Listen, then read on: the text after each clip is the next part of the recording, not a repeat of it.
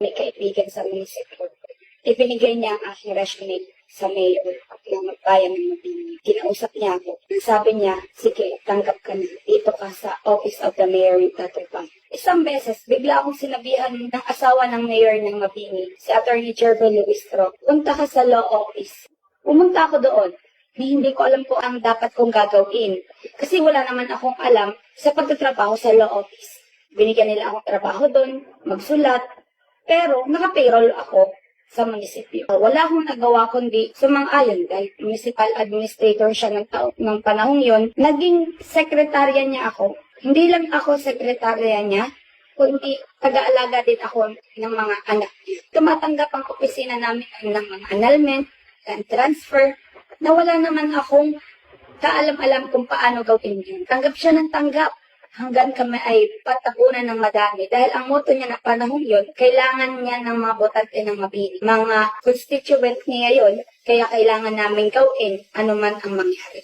July 2018, lilipat kami ng opisina. Ang internet nakapangalan sa akin. Ang ilaw lahat nakapangalan sa akin. Sabi ko, Madam, kanino po natin ipapangalan ang law office? Sabi, kanino pa? Sa'yo. Alam mo naman, bawal sa akin ipangalan ang law office. Dahil siya nga naman ang municipal administrator, bawal yung conflict of interest yun. Regarding sa pagtanggap ng pera, ganun pa rin. Sa bangko pa rin niya namin isinasalin. Bank account niya sa Bangko Kabayan. May pruweba ako na lahat ng resibo na ibinigay sa amin ng kliyente ay inulog namin sa Bangko Kabayan. Ipinagtatanggol ko siya sa lahat ng tao, miski sa mga trabahador niya. Lahat pinagtatanggol ko siya, kaya busy siya, kaya ganun ang ugali niya, lahat pinagtatanggol ko. December, nang siya ay ma-hospital. December 22, kami nandoon. Mapapasko na, nandoon pa rin ako sa ospital. Ni wala akong damit, ni wala akong kahit inalagaan ko siya sa ospital. Dumating sa puntong ako ang nagpapalit ng napkin niya kasi meron siya. Ako ang nagpupunas ng katawan niya.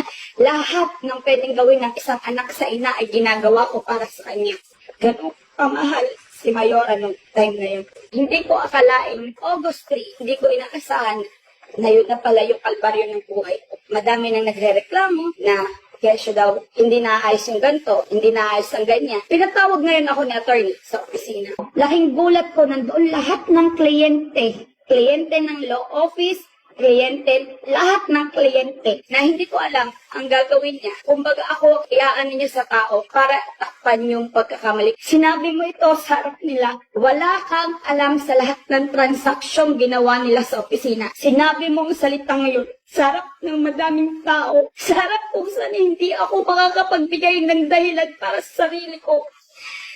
Maya-maya may dumating na pulis, 2 pulis. Dinala mo kami sa conference room sa likod ng opisina ng mayor. Alam ko lahat ng dinadala mo doon. Pinakausap-usahan mo ng pulis. Sabi sa ng pulis, iimbestigahan ako. Sinasabi ko lahat ng aking ginawa, lahat ng ebidensyang aking kailangan ipakita sa kanila, pinakita ko. Pero hindi nila ako pinakinggan. Wala silang pinakinggan sa akin. Biruin mo, 4 kami sa opisina, ako lang ang ginanto mo. Dumating sa atin, may dalang mga kasulatan. Habang binabasa ko ang ginawa mong kasulatan, hindi lang ako ang dinudurog mo. Ibinigay mo ang mga dokumentong dapat kong pirmahan. Wala sinabi sa akin ang mga pulis na kailangan kong abogado para bago ako pumirma. Ang sinabi lang nila sa akin, kailangan kong pirmahan yan para makalabas ako sa opisinang yun. Wala akong nagawa sa takot ko. Sa pagpipressure niya sa araw na yun, pinirmahan ko lahat ng dokumento na yun ang naging dahilan kung bakit ako hinahawakan mo sa leeg. Tumawag ako sa pamilya ko. Pagkatapos ko pirmahan lahat ng dokumento ginawa mo, sabi ko, Ma, Pa, kailangan ko daw po magbayad ng 1.8 million. Nagpahiliwanag ako sa harap ng ebe ng Mabini. Ipinakita ko lahat ng deposit slip na ibinigay ko. Na ipinakita ko sa iyo, mga conversation natin na sabi ko, kayo ang nag-pressure nito dahil kasama sa salaysay na sinasabi mong hindi mo alam lahat ng transaction na ginagawa namin. Nag-usap-usap kaming pamilya, sinasabi ko lagi sa kanila, huwag na huwag babayaran yun dahil wala akong kinukuha sa iyo doon. Dumating sa puntong pinagte-text mo ang aking ama, kailangan magbayad kung hindi. ikukulong ako. Hanggang mga taga-abroad, pinagte-text mo, pinagchat-chat mo. Kinalat mo sa buong Mabini. Ilang beses kami nagmakaawa sa'yo. Pinatawag mo kami kasama ng magulang ko sa conference room ulit. Nakausap ang magulang ko. Nakipag-usap sa'yo ng ayos. Pinakita namin ulit lahat ng ebidensya namin. Walang masabi ang mga pulis dahil kita nilang walang nawawala sa bangko mo. Yung mga resibo na galing sa Bangko Kabayan sa yung pangalan ninulog. Pumasok ka pa doon at nagtap ka ng lamesa. Sinabi mong, na sinisira mo ang pangalan ko. Wala kaming nagawa. Alam mo, doon ko napatunayan na ang maliliit na tao katulad ko ay walang panamasis sa katulad ninyo. Hindi pa rin nagbago ang desisyon ninyo lahat. Kailangan namin magbayad sa loob ng 1 buwan ng mahigit 2 milyon. Yung araw-araw mo pinapatawag sa police station para lumuhod ako sa tao. Para sa kalayaan ko. Nakatanong i-explain ko, hindi na nila matanggap dahil nakausap mo na. Sinasabi mo, ngayon na ikaw ay nakaranas ng pagbibintang. Karma yun sa'yo. Na ginawa mo sa akin. Natuntaon mo, pinahihirapan hanggang ngayon.